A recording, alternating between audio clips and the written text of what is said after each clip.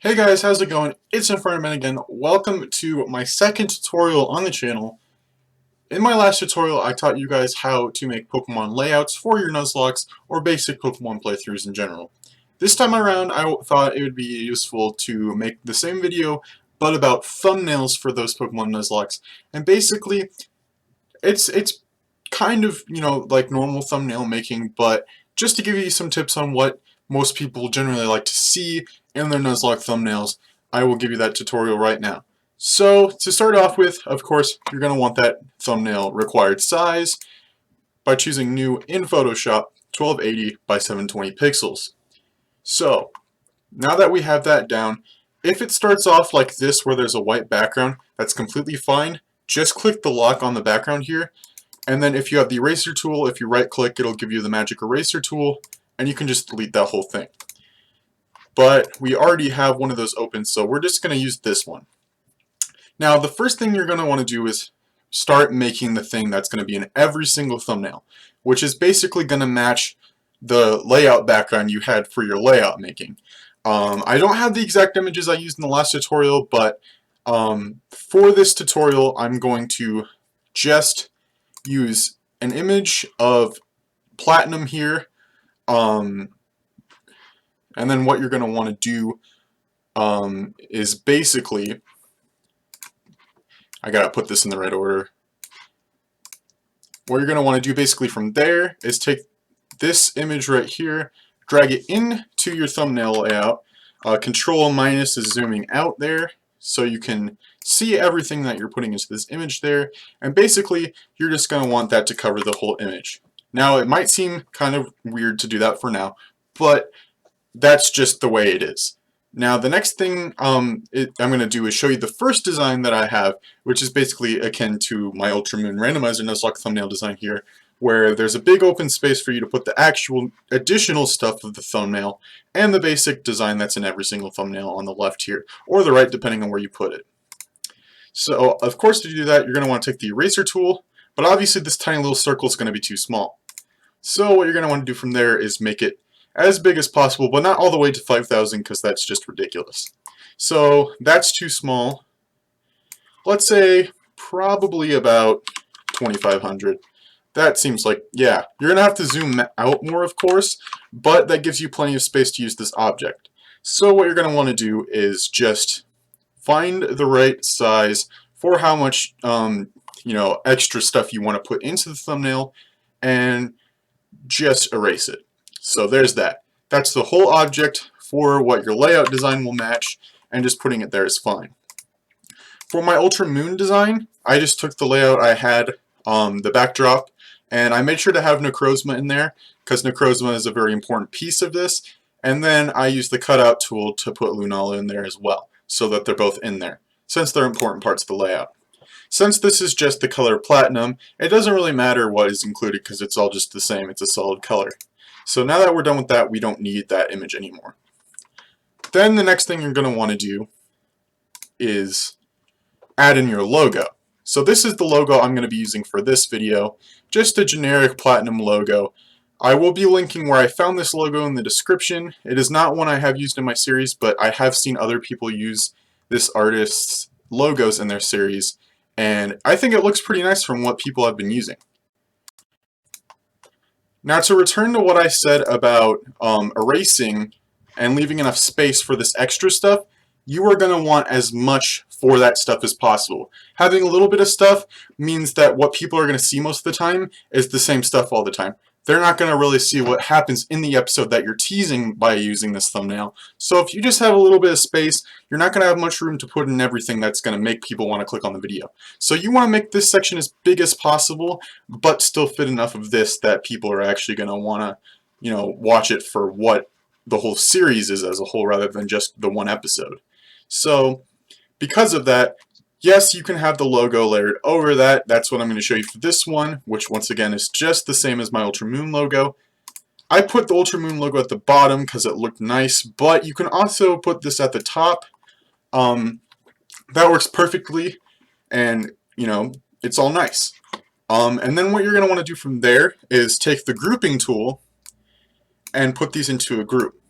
Now you might be wondering, what's the purpose of doing that? Well, for one, it makes it into one solid object, so when you want to drag it and move it in case you aren't comfortable with it, it all drags at once, so you don't have to worry about dragging it one at a time. The other reason is because if you double click on this group option here, you can do things like adding a drop shadow, which will add a shadow behind everything rather than, just one at a time. You can change the spread and then lower the size, so it's like a stroke basically. For some reason I feel like the drop shadow is better than using stroke when you have the spread all the way up. It just lets you, scale it more. It has options for scaling that are a bit more easier than the stroke option, because the stroke option just has size and opacity. But I feel like drop shadow is a much simpler, more optional type of thing. But I think in this situation, it'd be good to make it more of a shadow than a little edge there. So we'll make it look like that. So if you're comfortable with something looking like that, or even if you want the shadow behind the logo itself to be over the layout, you can once again, of course, just not put it into a group, and then you can just do the same with the logo. So that's two options there, and then you can do it again with this.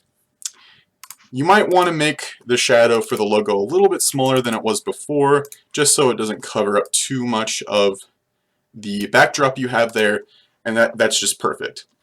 Now the next thing you want to include is the basic spot where you're going to be putting the number of the episodes, where for my thumbnails I generally keep them in the same spot for the whole series. So Ultra Moon, as you can see from the episode so far, the number is right here in the corner, and I think it's a perfect spot. I used to have it up here, but just to have more of the necrozma up there, instead of having it like this, I had it like this. So once again, you can play around with the effect stuff here. I use stroke, gradient, and outer glow to make it look the way it is. But you can play with that, however you want it to look. So starting off with the 0 just to give you a basis of it, and I'll put a stroke and an outer glow on it. It's kind of similar to the Ultra Moon one I showed you there. And the stroke stays the same size no matter how you size your numbers. So you're going to want to make that smaller as well, just so it wraps around it to the right size when you make it smaller. So yeah, of course you can make this any size that you want that seems perfect to you.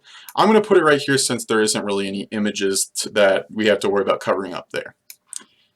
Now what I do for heart gold here, I have these as two separate numbers since they are two different colors. You can't do that normally if they're all one object, so that's what I usually do. But like for this instance and for Ultra Moon, if it's just one color, I just change it every episode. So you can do that with the text tool, of course, just like how you created the number.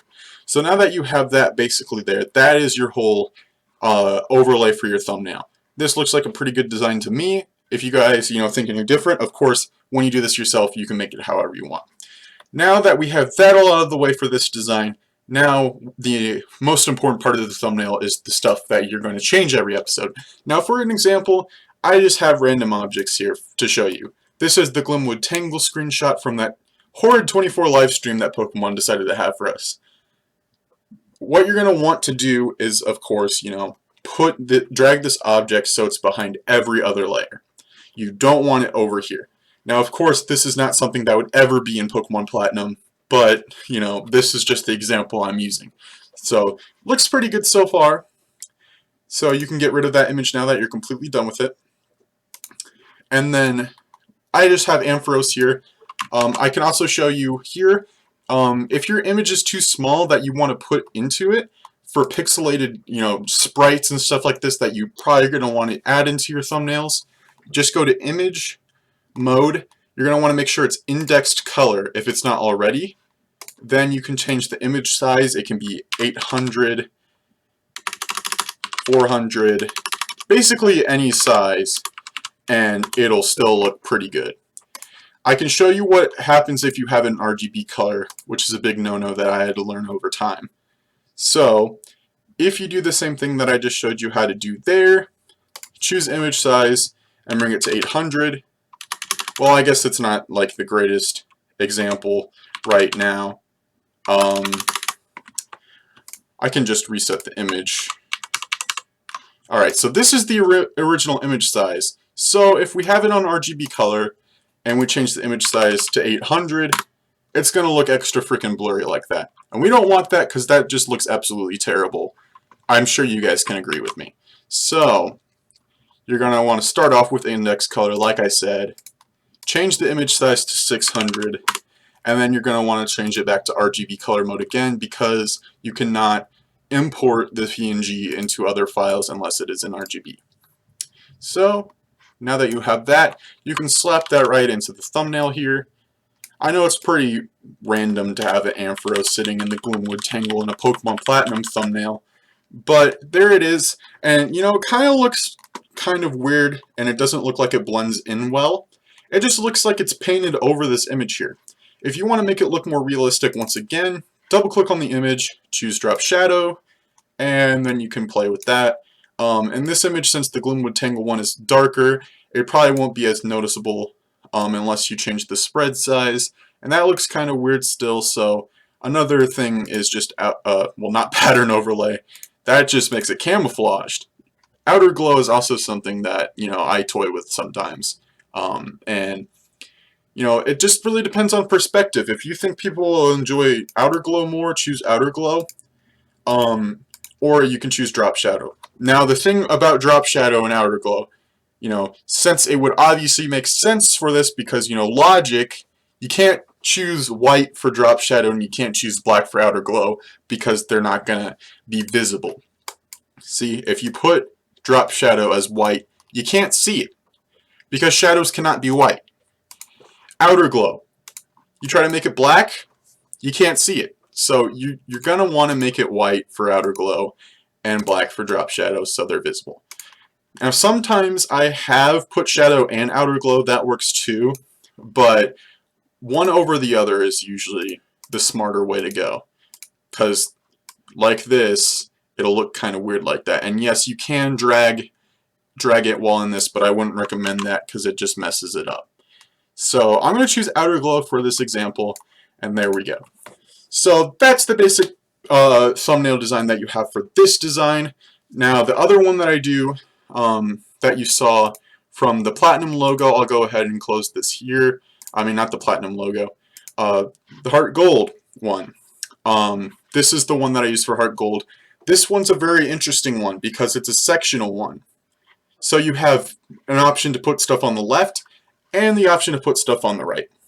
What I do for the left is put, you know, the basic thumbnail stuff in here, and then what I do on the right is add an image of myself that shows me reacting to what's going on in the thumbnail. You know, kind of goofy stuff that goes on. For an example, this is my episode 14 thumbnail for Heart Gold. In this episode, I forgot to get the secret potion to give to Jasmine for her Ampharos. So, you know, the Ampharos is poison, Jasmine's angry, all that stuff. But here I am on the side looking like Jasmine is about to beat the crap out of me, and I'm worried about myself. So that's a little goofy thing you can do. To make it pop out over it while the background of the image was still in there, what you can do is just use the object selection tool, select your object, you know, I won't select the whole thing, you know, you can use edit, copy, edit, paste, and it'll make this a whole new object other than the other object. And then you're going to want to choose the background, and here's the blur tool. It's not going to let me, but yeah, I basically blurred the background behind me, then I took the layer and put it over the thumbnail design. So that's basically it for the thumbnail designs I wanted to show you. See, here's the whole section here. I did put like some outlines and stuff over it. And another key thing that you're going to want to detail, like you're going to want to note this, is that the logo should be as big as you can possibly make it without covering, you know, the important pieces of the thumbnail. My Heart Gold Randomizer Nuzlocke thumbnail, I mean the logo, is super big so that people will know what they're watching rather than just a bunch of random objects all over the place. People need to be aware of what they're clicking on so that they're more likely to click onto it. Because if there's just a bunch of Pokemon objects all over the thumbnail, people are just going to be confused on what they're clicking on, so they're less than likely to click on it. So that's the basic gist of everything I wanted to show you here. So if you enjoyed this tutorial and if you end up using anything that I taught you here to make your own thumbnails, then fantastic. Let me know down in the comments below. Slap the like button. Subscribe if you're brand new to the channel. I plan on, uploading future tutorial videos. I don't know of what yet. I was only planning on the layout and the thumbnail design for a while, but I could end up doing more in the future. I also, of course, I wouldn't be making this if I didn't make my own Nuzlocke content, so I have plenty of that. Currently, of course, the two thumbnail designs you saw, Ultra Moon and Heart Gold, are the two current series I have going on right now when this video goes up. So feel free to go into my playlist. The link to all of my playlists is in the description, and you can find all the playlists for all of my series that I've ever done, more than just Nuzlocke's, like other Pokemon content like top 10s and stuff like that. So, that's going to do it for this tutorial. I hope you guys enjoyed. This is Inferno Man Burning Out, and I'll catch you guys in the next video. Goodbye.